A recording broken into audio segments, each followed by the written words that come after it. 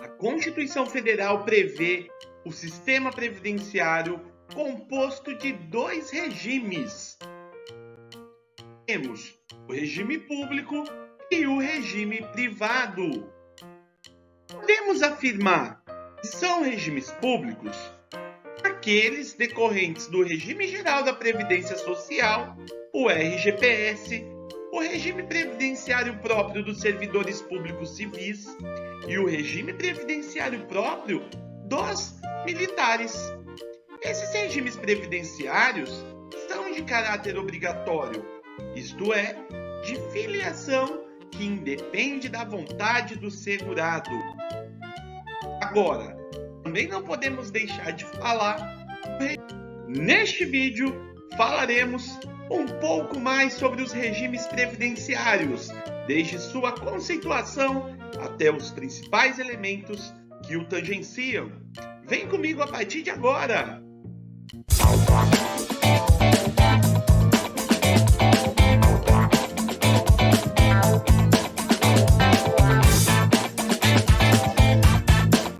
Mas, antes da gente começar a nossa aula, não se esqueça de se inscrever neste canal, deixe seu like, mande para os amigos e boa experiência de estudo, a partir de agora, evidentemente. Neste vídeo, falaremos dos regimes previdenciários. Lembrando que temos regimes públicos, pois são mais de um, e temos o regime privado, que, de certa forma, eu trago para você no esquema seguinte. Nessa tabela, nós temos no sistema previdenciário regimes públicos, compostos aí pelo regime geral da Previdência Social, o regime próprio dos servidores públicos civis e o regime próprio dos servidores públicos militares. E, por outro lado, nós temos o regime privado, composto somente pela Previdência Complementar. Regimes previdenciários, tendo em vista aí os aspectos financeiros, eles podem se dividir em dois tipos: capitalização ou de repartição simples. No caso de regime de capitalização, podemos afirmar sobre a adoção de técnicas financeiras de seguro e poupança. A capitalização, ela pode ser individual ou também coletiva. Agora, nós estamos falando da capitalização individual, as contribuições se creditam nas contas de cada segurado. E com os rendimentos desse capital, por longo período, é possível aí o pagamento das prestações que são devidas. O fundo, ele é individual. Agora, se nós estivéssemos falando de uma capitalização coletiva, por exemplo, aí as contribuições em seu conjunto são consideradas em favor da coletividade que é segurada. No regime de repartição simples, baseado na solidariedade entre indivíduos e entre gerações, as contribuições dos que podem trabalhar são imediatamente empregadas no pagamento das prestações daqueles que não podem exercer a atividade laboral. Podemos dizer, inclusive, que é um sistema de custeio em regime de caixa, pelo qual o que se arrecada é imediatamente gasto, sem que haja obrigatoriamente um processo de acumulação. Parece até minha conta, né? Porque nunca acumula, em off aqui. Pois bem, esse regime que nós estamos falando de custeio também é conhecido como Pay As You Go. Pressupõe que um grupo de indivíduos mais jovens arcará com o custo das aposentadorias dos mais velhos. E os mais jovens acreditam que o mesmo será feito ao se tornarem idosos. Espera-se pelo menos, né? Montando-se aí o que nós denominamos de pacto entre gerações. Sim, estou falando para vocês disso. Pacto entre gerações. Por óbvio, o intuito é formar um mecanismo onde a geração anterior custeie os benefícios previdenciários das gerações seguintes. Só para efeito de observação, os regimes públicos brasileiros adotam o sistema de repartição simples, o que não foi alterado aí pela reforma da Previdência, promovida, por exemplo, pela da Emenda Constitucional 103 de 2019.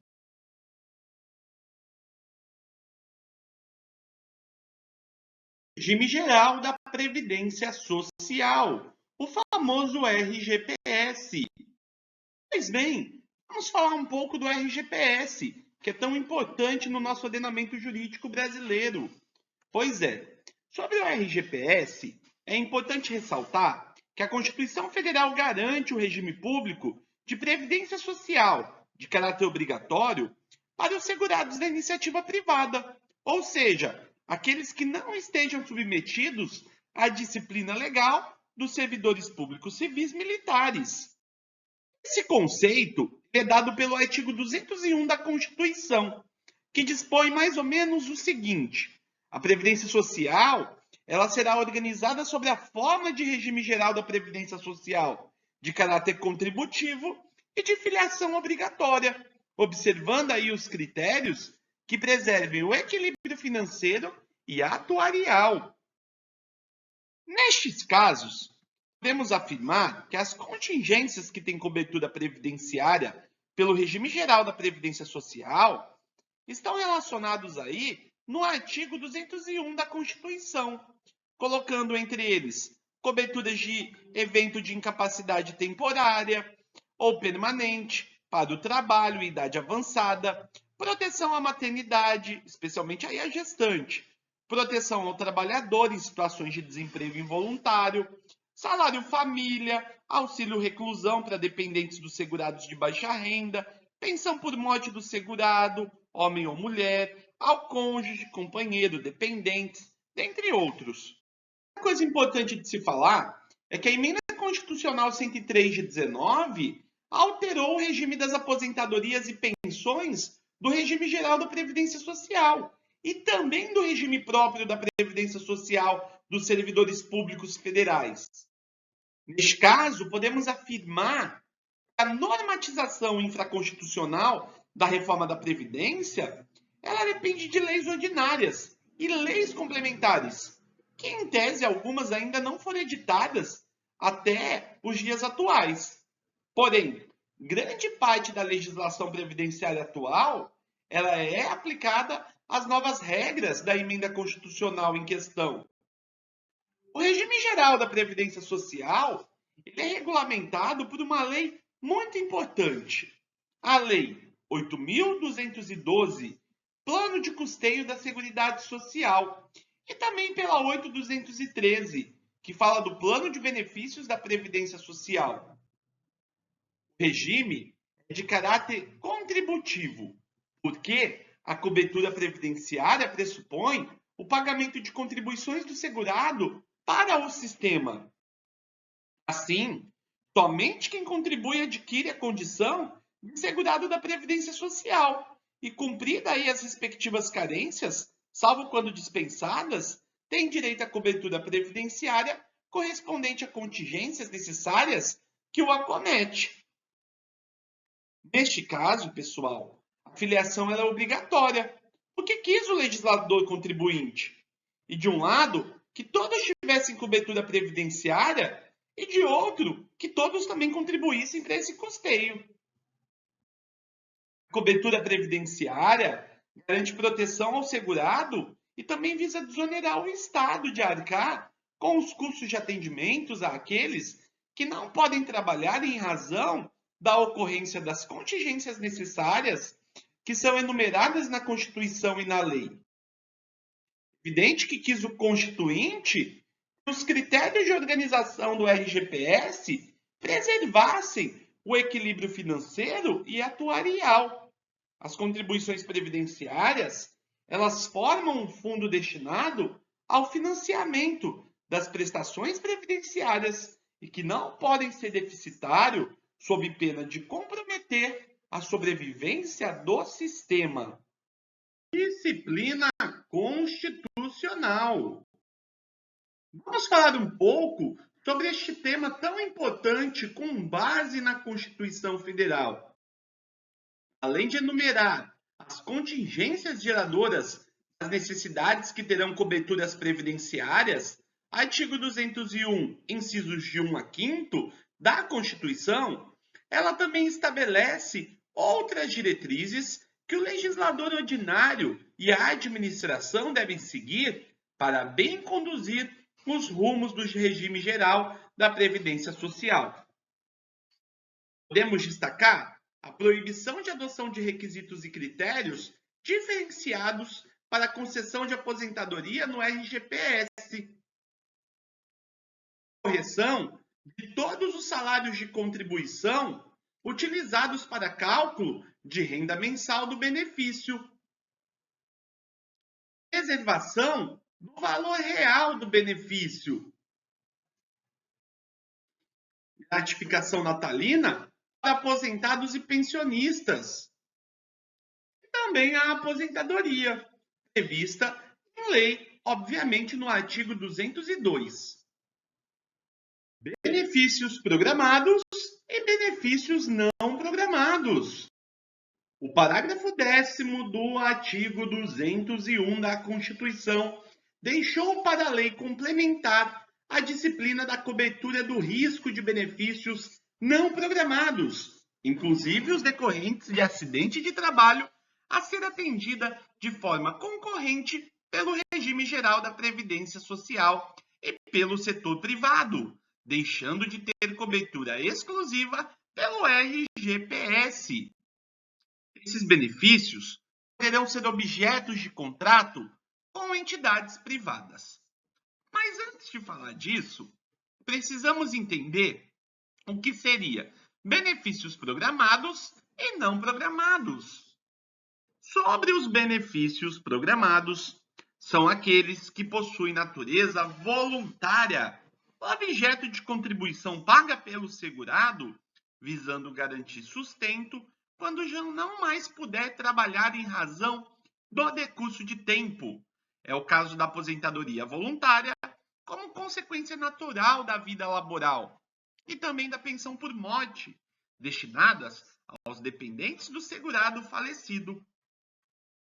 No tocante aos benefícios não programados, são aqueles que decorrem de contingências não programadas ao longo da vida laboral, não planejadas, que impedem o segurado de trabalhar de forma total ou parcial, temporária ou permanente, tais como auxílio-doença, auxílio-acidente, salário-maternidade, dentre outros. E também podemos falar da pensão por morte do segurado em razão de acidente de trabalho. Espero que não aconteça contigo isso, hein? Pelo amor de Deus. A Constituição Federal permite a edição de lei complementar, mas não a determina.